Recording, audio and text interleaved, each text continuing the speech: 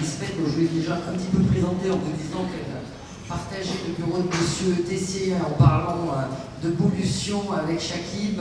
Je crois que, moi je la connais depuis un peu le même âge, je crois que l'environnement, s'il y a quelqu'un qui a poussé l'environnement à Bordeaux avec toi, Jean-François, et mais vraiment jeune, c'est Isabelle. Il connaît l'environnement, elle est venue me rejoindre parce qu'on fait de l'environnement, on fait un peu beaucoup aussi de maladies chroniques, dont les cancers. Mais elle a aussi une spécificité un peu d'être épidémiologiste, c'est d'être spécialisée en médecine. Et là, c'est un petit coup de pub pour les formations. On a ouvert depuis 2 ans maintenant un master santé, travail et environnement dont elle s'occupe avec Hélène. Et là, donc, tu vas nous parler de comment garder la santé en travaillant. Merci Simone pour cette introduction. Effectivement, il y a 20 ans, je pense que j'aurais parlé plus de santé publique et aujourd'hui, je peux parler un petit peu de santé au travail. Donc c'est ce que je vais essayer de faire aujourd'hui. Les anniversaires, c'est toujours un petit peu émouvant. D'abord, on retrouve plein de gens qu'on n'a pas vus depuis longtemps et on est content de les voir. C'est vraiment effectivement un moment d'émotion. Et c'est aussi un moment où on se pose des questions sur d'où on vient et où on va en général aux anniversaires.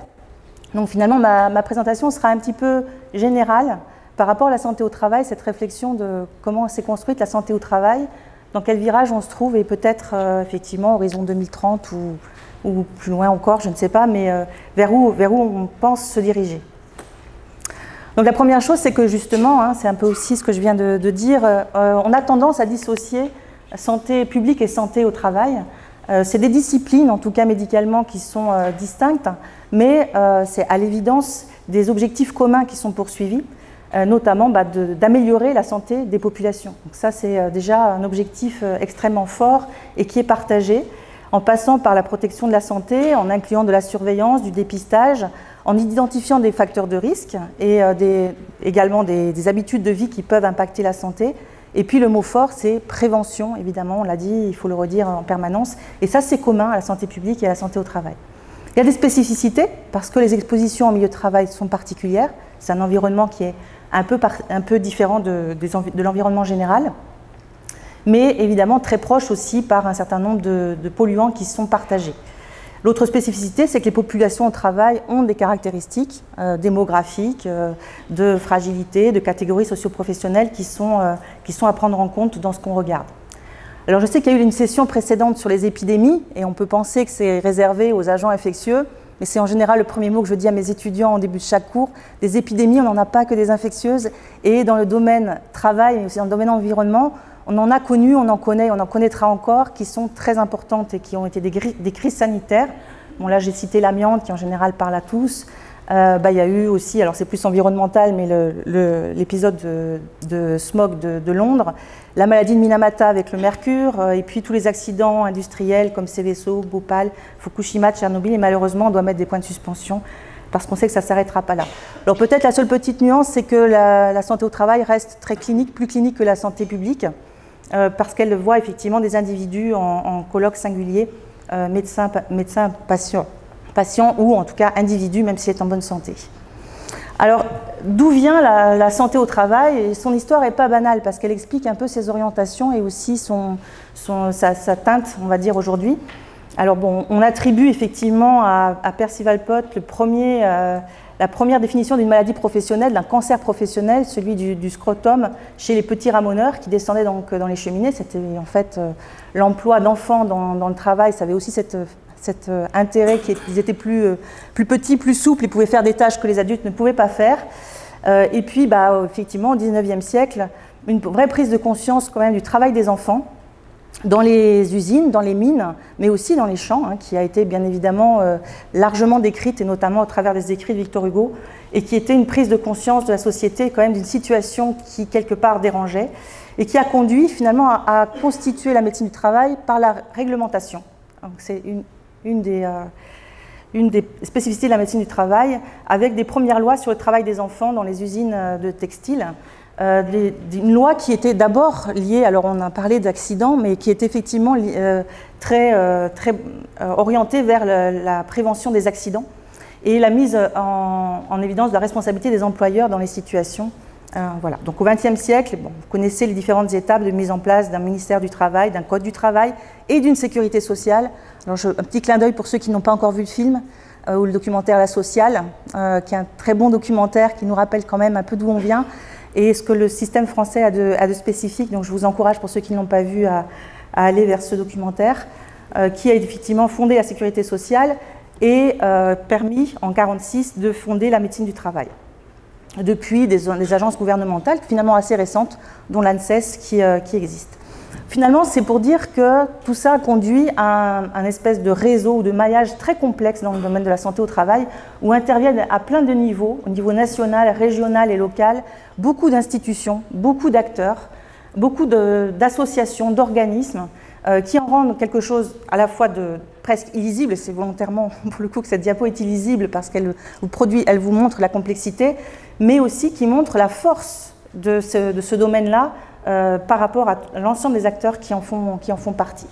Et c'est pour dire que finalement cette partie de la santé publique a des potentialités fortes dont il faut prendre conscience, d'abord parce qu'elle est l'objet de plein de planifications nationales et régionales aussi, comme le plan santé-travail, le plan santé-environnement, le plan éco-phyto et d'autres plans canicules qui peuvent s'intégrer donc dans cette dimension-là. Il faut souligner qu'on a un grand nombre de professionnels de santé qui sont impliqués dans la médecine du travail, même s'il n'y en a pas assez encore aujourd'hui et qu'on se plaint de l'attractivité de la discipline. Il y a quand même 6000 professionnels de médecins spécialistes de santé au travail en France. C'est 4 fois plus que les médecins spécialistes en santé publique. Donc c'est pour vous dire qu'il y a aussi ce rapport d'effectifs en termes de réseau. Et qu'à côté de ces professionnels, à côté de ces médecins, il y a un très grand nombre de professionnels non médicaux impliqués dans la santé au travail. On estime à peu près à 10 000. Je vais y revenir dans le cadre de ces équipes pluridisciplinaires qui engagent d'autres professionnels que le médecin dans la santé au travail. Bon, sur les effectifs importants aussi à prendre à mesurer, c'est finalement l'ensemble de la population quasiment est couverte, même si certains arrivent à échapper malheureusement à cette surveillance. 24 millions de personnes, plus les gens qui sont en recherche d'emploi, qui sont d'anciens ou de futurs travailleurs, et les retraités qui ont l'impact des expositions passées et de la qualité de vie après l'arrêt du travail. Donc tout ça, ça montre des potentialités fortes de la santé au travail. D'abord parce qu'on a accès à des populations nombreuses qui permettent de constituer des cohortes de travailleurs sur lesquels on peut effectivement faire de la recherche, mais aussi des collectes de données à tous les niveaux, vu le nombre de bases de données qui sont finalement incrémentées à toutes les échelles, et la possibilité de développer des actions de prévention par le biais de la santé au travail. Alors ça, c'est un peu l'historique et le panorama, mais ce qu'il faut aussi sans doute prendre la mesure, c'est les changements radicaux de la société qui ont entraîné aussi des changements importants dans la santé au travail au cours des derniers siècles, parce qu'ils ont changé l'organisation du travail et parce qu'ils ont aussi ils ont entraîné des défis environnementaux. Donc l'élément évidemment fort qu'on a tous à l'esprit, c'est l'industrialisation au XIXe siècle, sur lequel le mot sécurité était encore plus important que santé au travail, et où il fallait diminuer finalement le problème des accidents du travail. S'en est suivi une évolution au cours du temps vers plus une surveillance de la population, qui s'est déclinée notamment dans le cadre de la mondialisation, où on a essayé de suivre des populations au travail. Et arrive un nouveau virage, et je pense réellement que c'est un virage, c'est pas artificiel, qui est celui des nouvelles technologies, qui entraînent effectivement l'apparition de nouveaux métiers, mais aussi la disparition d'anciens métiers, et sur lesquels finalement les enjeux de prévention sont encore plus forts. Si on reprend justement ces 3 périodes, comme je vous l'ai dit, essentiellement c'était le poids des accidents et des décès qui était important dans cette industrialisation et les maladies chroniques. On s'est orienté vers le poids des cancers et des maladies chroniques encore plus marquées avec une progression de l'incidence des cancers. Notamment les problèmes d'organisation au travail sont apparus, les troubles musculo-squelettiques.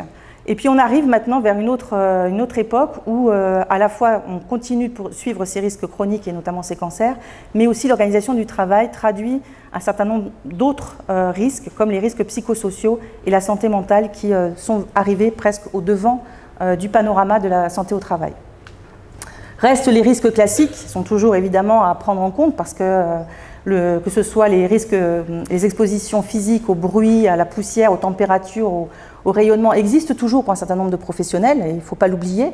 que ce soit, voilà, il y a quelques illustrations ici, comme les aides-soignantes, les caissières dans les supermarchés, tous ces risques physiques sont vraiment très présents. Les expositions chimiques ne sont évidemment pas jugulées non plus, puisqu'on a 20 000 substances pour lesquelles il faut se poser des questions, et que même au travers des monographies du cirque, ce n'est qu'un petit nombre de substances qui ont été évaluées par rapport à leur cancérogénicité, et que la fraction attribuable est certainement encore très largement sous-estimée de ce point de vue-là. Les agents biologiques font partie du paysage. Vous avez simplement sur cette illustration, sur cette figure, la représentation finalement de la proportion de gens exposés à au moins un cancérogène en 2010.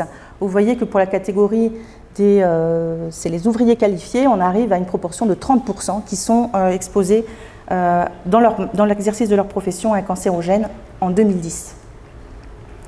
Donc il y a des risques émergents. C'est ces risques émergents qui sont les défis pour les 30 prochaines années et plus. Donc il y a les nanotechnologies, dont on connaît encore peu de choses, mais qui représentent certainement des facteurs qu'il va falloir mieux identifier et pour lesquels les impacts de santé sont méconnus. J'ai cité aussi les imprimantes 3D qui font partie de ces nouvelles technologies. Des enjeux aussi sur les perturbateurs endocriniens, les pesticides, le travail de nuit, quelque chose qu'on n'aurait absolument pas imaginé il y a une quinzaine d'années, avec peut-être un risque de cancer accru pour les travailleurs de nuit. Le travail précaire qui s'est développé dans les nouvelles formes d'organisation du travail, le télétravail qui peut vous apparaître comme positif mais qui n'est peut-être pas que positif, et puis tous les risques psychosociaux qui sont associés à ces nouvelles organisations du travail. Donc il va falloir pouvoir définir ces nouvelles expositions. Alors on a parlé d'exposome, je pense que tous ces nouveaux risques font partie de l'exposome, même s'ils prennent date à partir d'une période relativement récente, et étudier les effets de santé qui y sont associés. Pour ça, finalement, la santé au travail, elle a évolué assez brutalement, on va dire, puisqu'elle n'est même pas encore forcément acceptée dans sa nouvelle forme par tous les professionnels de la discipline, vers une pluridisciplinarité qui n'est pas qu'un mot, parce que tout le monde parle de pluridisciplinarité, mais là, clairement, que ce soit dans les aspects cliniques, avec la prise en charge donc de la surveillance des personnes, les équipes se sont vraiment ouvertes à d'autres professions que les médecins, que ce soit les infirmières de santé au travail, les psychologues, les ergonomes, les toxicologues, et tout ce monde-là doit travailler ensemble pour le suivi des individus. Et c'est aussi vrai dans le domaine de la recherche, où on l'a déjà un peu évoqué, les compétences doivent être croisées, de médecine du travail certes, mais aussi d'épidémiologie, de toxicologie, d'ergonomie et d'autres, depuis la molécule jusqu'aux populations, pour avoir un paysage qui soit réellement complet des effets de santé. Alors Emmanuel a évoqué un peu un doute sur le fait qu'il était dans la bonne session, mais tout le monde peut avoir ce doute en réalité. Il y avait une session spécifique sur les expositions, on aurait pu s'y retrouver. Sur le vieillissement, vieillissement et travail, c'est aussi une vraie question. Sur les effets chroniques et cancer, sur la formation, sur la prévention et sur les accidents, tout ça fait aussi partie de la santé au travail, en interaction forte avec l'économie, la politique et les sciences sociales. Donc je suis pratiquement au bout, parce que je sais que le temps est compté. Mais effectivement, les Nations Unies en 1948 avaient bien précisé le droit au travail et à toutes les conditions favorables qui devaient accompagner ce droit au travail. Alors on peut s'interroger sur est-ce que cet objectif est atteint même dans nos pays aujourd'hui. Clairement, vous avez sur cette figure la proportion de gens qui considèrent qu'il n'y a pas d'impact sur leur santé, que le travail n'a pas d'impact sur leur santé, c'est à peu près la moitié. Ceux qui pensent que le travail a un impact positif sur leur santé, vous voyez que ça va de 14 à 23%. En revanche, ceux qui pensent que le travail a un impact négatif sur leur santé, ça peut atteindre jusqu'à 40% chez les ouvriers qualifiés. Et je vous ai mis à droite, parce que je sais qu'un certain nombre d'entre vous sont proches de l'hôpital, que 34% des gens qui travaillent à l'hôpital considèrent que leur travail a un effet négatif sur leur santé, d'après les données qui ont été collectées en 2013. Donc il y a beaucoup de défis encore pour avancer sur cette direction-là. Je vous ai mis tout à l'heure des images qui dataient du 19e siècle, ou du 19e siècle essentiellement, effectivement. Et là, vous avez des images actuelles. Et clairement, alors ça c'est le D de l'ISPED, il y a des situations de travail aujourd'hui avec des enfants au travail qui sont juste extrêmement nombreuses et encore pas du tout sous contrôle dans tout un tas de pays. Shakib n'est plus là, mais je pense qu'il aurait pu témoigner de situations dans son propre pays. Il faut savoir que finalement, il n'y a que 15% des travailleurs au monde qui ont accès à des services de santé au travail et donc qui sont éventuellement suivis du point de vue des expositions et des risques qu'ils peuvent encourir. Voilà, donc il y a encore beaucoup de chemin à faire pour les 30 prochaines années, à la fois en formation et en recherche. Donc on a essayé de développer des petites choses modestes au sein de l'ISPED dont a déjà parlé Simone, à la fois à l'intention des infirmières de santé au travail, mais des médecins aussi qui veulent se reconvertir vers la médecine du travail. en lien aussi avec le cancer pour un EAD qu'on fait avec Simone, et un parcours santé, travail, environnement qui s'est développé dans le cadre du master de santé publique. Et bien sûr, on développe des recherches sur des facteurs particuliers au sein d'Epicène, qui est rattaché à l'unité 12-19 de l'INSERM. Voilà, merci de votre attention et merci de votre attention aux travailleurs, tout simplement.